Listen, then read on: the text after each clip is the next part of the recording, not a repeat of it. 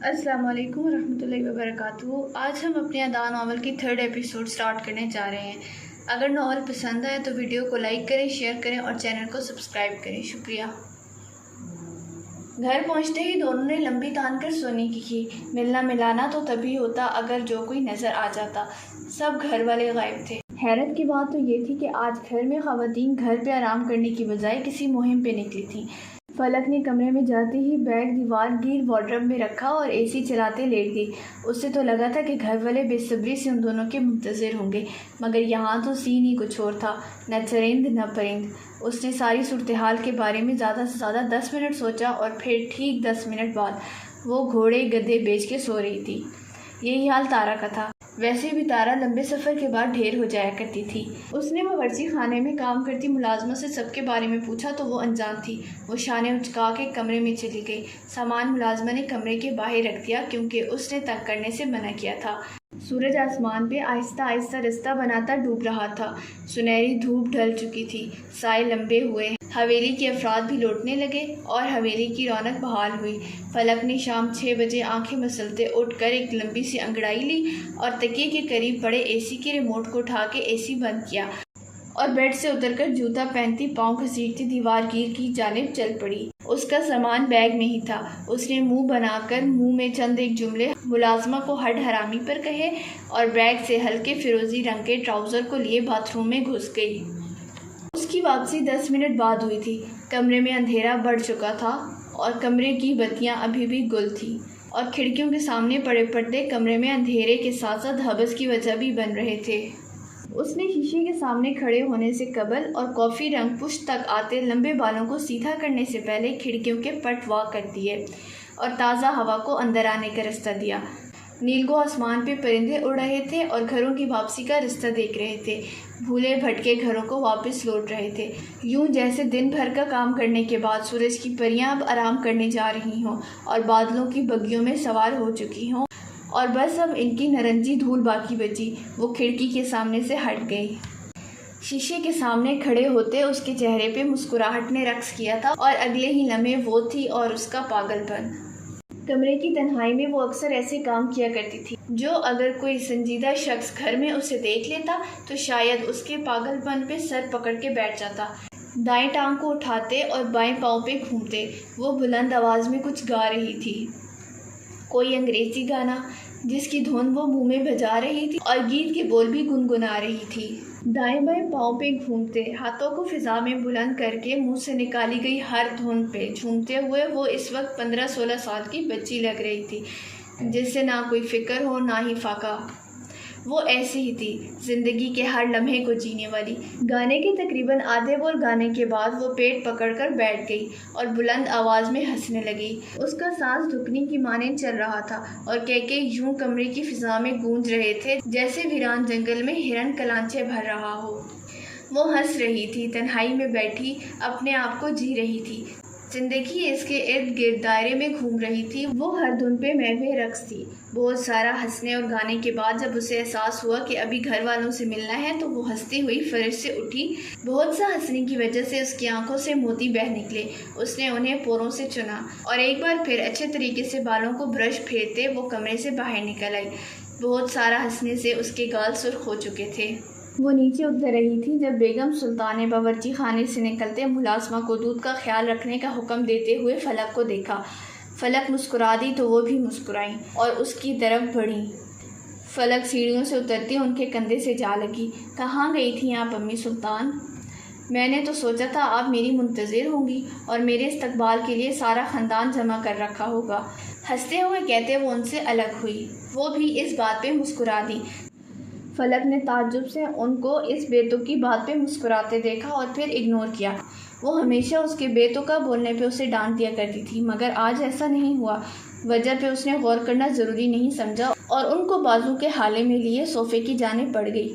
Sorry بیٹا، میں اور بھابھی بیگم مارکیٹ گئے تھے، آپ کی پھپھو بھی آئی تھیں تو شاپنگ کرتے ہوئے دیر ہو گئی، بیٹھتے وہ کہہ رہی تھیں۔ فلک نے ان کے کندھے سے سر ہٹا کر ذرا تعجب سے ایک آئی برو اوپر اٹھا کے دیکھا۔ وہ ہنسی۔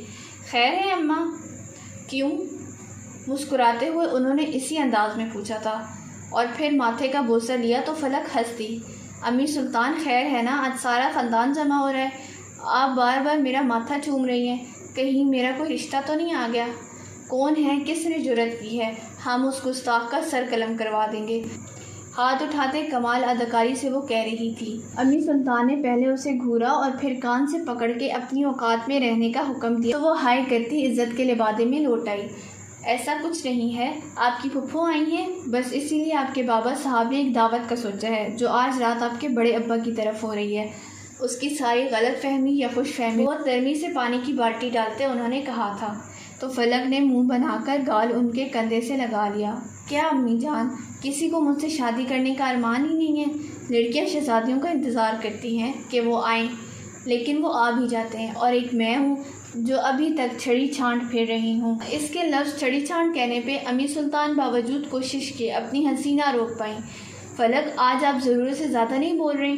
اس کو الگ کرتے اپنی جگہ سے اٹھی تو وہ بھی اٹھ کھڑی ہوئی۔ نہیں، انہوں نے اسے گھورا تو وہ ڈھیٹ بنی مسکراتی رہی۔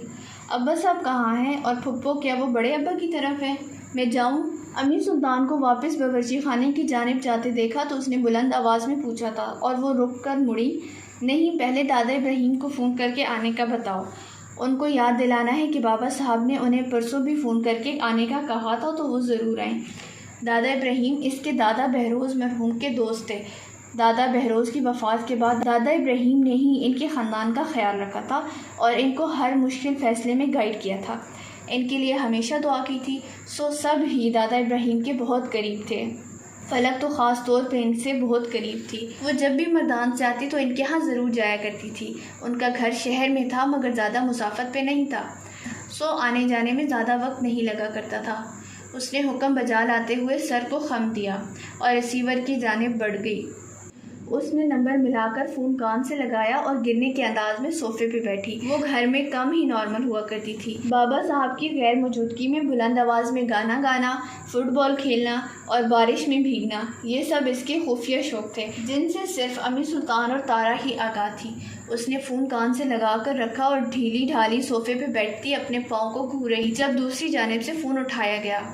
السلام علیکم۔ اس نے دوسری جانب سے بہت ہی بردبار سی آواز سنی۔ جو ڈھیلی ڈھالی بیٹھی تھی جھٹ سیدھی ہوئی۔ وعلیکم وعلیکم، واہ رے قسمت، آج محترم گھر پہ کیسے؟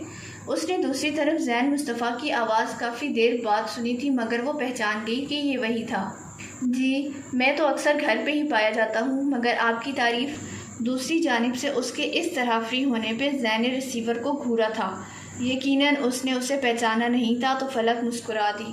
میری تعریف چھوڑیں، وہ تو سب ہی کرتے ہیں، آپ بس میری دادا جان سے بات کروا دیں۔ وہ جلدی میں تھی کیونکہ اسے پھپھو اور بابا صاحب سے ملنے جانا تھا اور تعریف کے لیے ابھی اس کے پاس ٹائم نہیں تھا۔ فلک کے اس خود پسندانہ جواب پہ زین کے ماتھے پہ بل نمودار ہوئے۔ کیا ہی خود پسندی کا عالم ہے۔ معذرت چاہتا ہوں مگر میرے دادا کی کون سی پوتی ہے جو ایک دم سے نکل آئی اور میرے علم میں نہیں ہے، کیونکہ جہاں تک مجھے یاد پڑتا ہے میرے ابا کی بیٹی اور میری بہن جیسی کوئی مخلوق نہیں پائی جاتی، تو اگر آپ بتا کے میرے علم میں اضافہ کر دیں بہتر ہوگا۔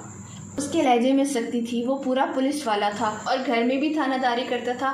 وہ بے اختیار سوچ کر ہنس پڑی۔ زین، اب تم خواہ مخواہ بحث کر رہے ہو، میری دادا جان سے بات کراؤ، مجھے انہیں دعوت پہ مدعو کرنا ہے۔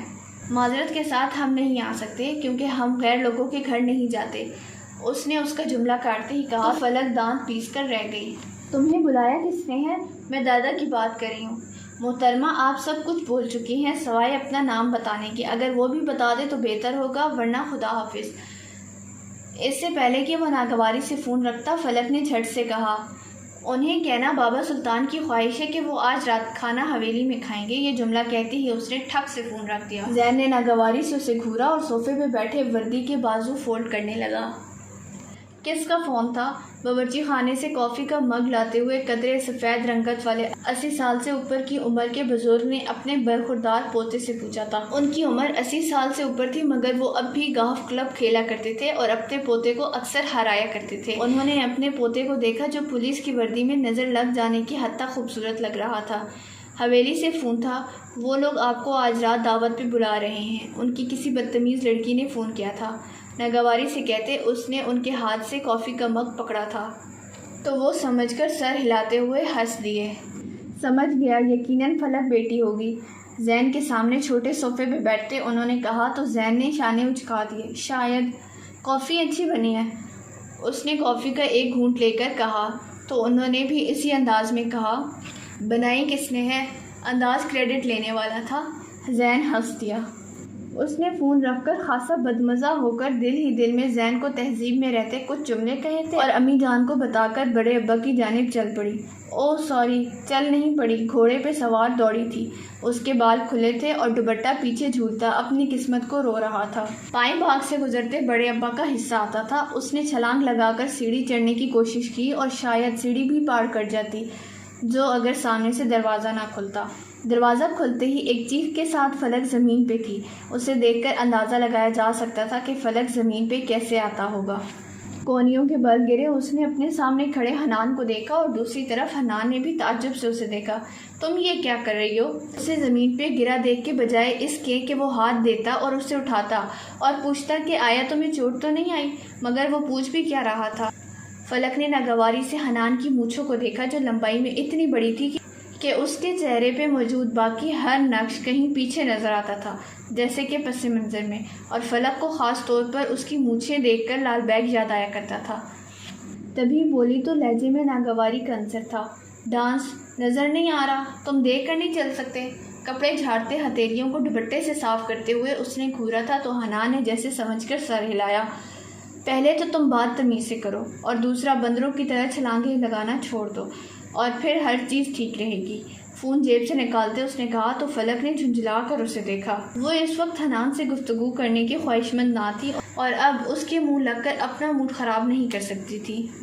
میں تم سے بات نہیں کرنا چاہتی، چلو ہٹو سامنے سے۔ وہ اس سے کافی بڑا تھا مگر مجال ہے جو فلک اسے کچھ بھی گردانتی۔ حنان نے ہونٹ بھینچ لی مگر اپنی جگہ سے نہ ہلا۔ میرے سے بات کیوں نہیں کرنا چاہتی؟ میں کیا کوئی اچھوت ہوں؟ سینے پہ ہاتھ باندھے وہ پوچھ رہا تھا اور فلک نے تھوڑی پہ ہاتھ رکھ کر سر سے پاؤں تک اسے دیکھا اور مسکرائی۔ تمہیں کب سے کمپلیکس ہونے لگا؟ تم تو ہر وقت حکومت کرنے والے بندے پورے وڈیرے، تمہیں کب سے اپنی شخصیت میں کمی نظر آنے لگی؟ حنان نے مسکرا کر ایک آئی برو کھجایا اور اسے دیکھا اور ہلکا سا اس کی طرف جھکا۔ فلک اپنی جگہ سے ہٹے بغیر پیچھے کو ہٹی اور اسے گھور کر دیکھا۔ فرق پڑتا ہے اور بہت پڑتا ہے، یہ کہتے گہری مسکراہٹ کے ساتھ ایک لمحے کے لیے اسے دیکھتا رہا اور پھر سامنے سے ہٹ کر بائیں جانب کی طرف نکل گیا۔ فلک نے حیرت سے مڑ کر حنان کو جاتے دیکھا۔ یہ کیا کہہ کر گیا ہے؟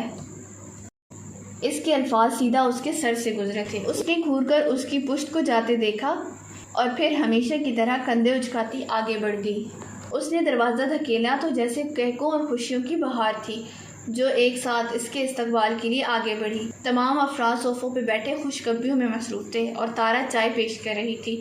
السلام علیکم، اس نے بآواز بلند سب کو سلام کیا تو سب بڑوں نے خوش مزاجی سے اسے جواب دیا۔ سوائے ایک سدرا آپی کے، مگر کسی نے دھیان نہیں دیا۔ فلک نے باری باری بڑے ابا اور چچا جان کے سامنے سر جھکا کے پیار وصول کیا، پھر پپو کے پہلو میں جا بیٹھی۔ آپ کب آئی تھی پپو؟ پھپھا نہیں آئے؟ وہ ایک وقت میں کم ہی ایک سوال پوچھا کرتی تھی۔ پھپھو نے اس کے کھلکھلاتے چہرے کو دیکھا تو ہنس دی۔ نہیں، انہیں اسلام آباد جانا تھا۔ تم بتاؤ سفر کیسا گزرا؟ تارا کا تو برا حال تھا۔ تارا کی طرف دیکھتے انہوں نے پیار سے کہا تو تارا جو بڑی امی کو چائے پیش کر رہی تھی مسکرا بھی نہ سکی۔ اس کے کانوں میں متواتر سدرا آپی کے کچھ دیر پہلے کہے گئے جملے گونج رہے تھے۔ تم جانتی ہو تمہیں مردان سے کیوں بلایا گیا ہے؟ اس نے سر نفی میں ہلایا۔ وہ اس وقت سدرا آپی کے کمرے میں بیٹھی تھی۔ وہ اس ملاقات میں پہلی بار مسکرائیں۔ تمہارا فیصلہ کرنے کے لیے، مسکرا کے انہوں نے ذو معنی انداز میں کہا تو تارا نے ناسمجھی سے انہیں دیکھا اور تب سے اب تک تارا سمجھ اور ناسمجھی کے درمیان جھول رہی تھی۔ فلک نے اسے چائے کا کہا تو وہ سر ہلاتی باورچی خانے کی جانب بڑھ گئی۔